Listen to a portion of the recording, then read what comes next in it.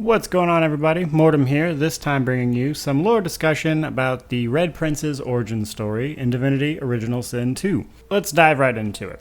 There are some lore inconsistencies with the Red Prince's origin story in Divinity. What does that mean? Well, to give a quick synopsis of the Red Prince's story, so you know what I'm talking about, and obviously spoilers ahead, if you're playing the Red Prince or you have the Red Prince in your party, his origin story, his personal story that goes alongside the main story, is that he contacts several dreamers throughout the first act, and then in the second act, through the dreamers of the Lizard Empire's help, he manages to track down the Red Princess, Sadia. Now, when the Red Prince tracks her down and they meet, they have the option to mate.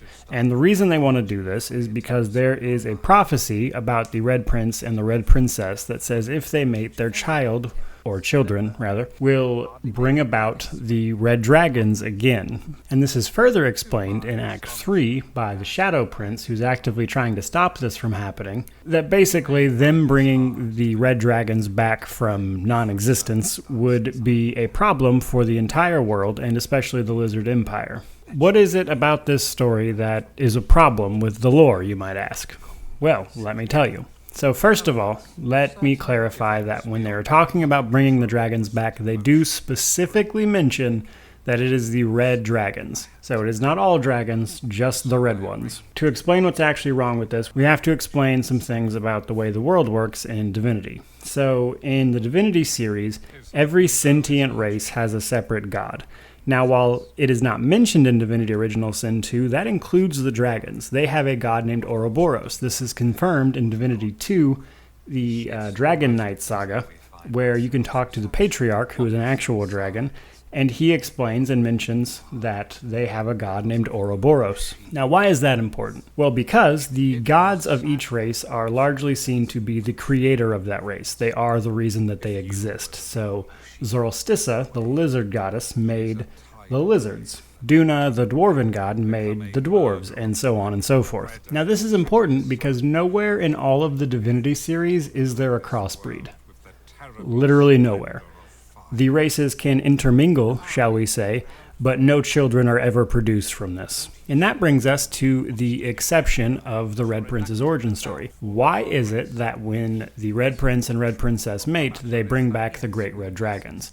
Well, that is because, as the Shadow Prince explains it, that the Red Dragons somehow devolved into lizards over time. Now, as you've probably already seen where I'm going with this, that doesn't make any sense for the lore. Because, again, the lizards and the dragons are two separate races created by a god. So the fact that one can devolve into another one doesn't make any sense because they're separate races. There is no shared lineage between the two. Earlier, I mentioned that this specifically applies to the red dragons, which brings me to my next point. And while it isn't mentioned in-game anywhere, I would say at the very least is a possible explanation that might be elaborated on in future installments of the Divinity series. And that is simply put that the fate of Ouroboros is unknown. Nobody's heard from him. He's literally only mentioned in Divinity 2, the Dragon Knight saga, and that's the only time he's mentioned. So, who knows what's going on with him? So it's possible that maybe, say, he didn't care about what happened to the dragons in any shape or form.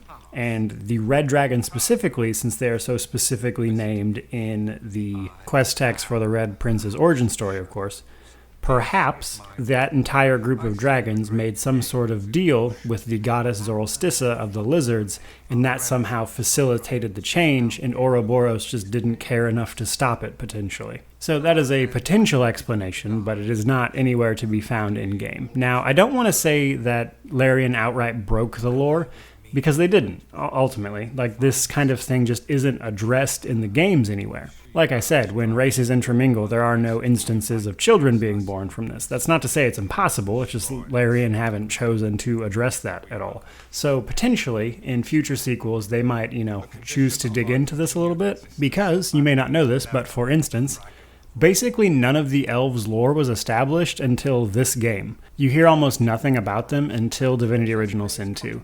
They're in several of the other games, but their lore and history isn't really laid out for you.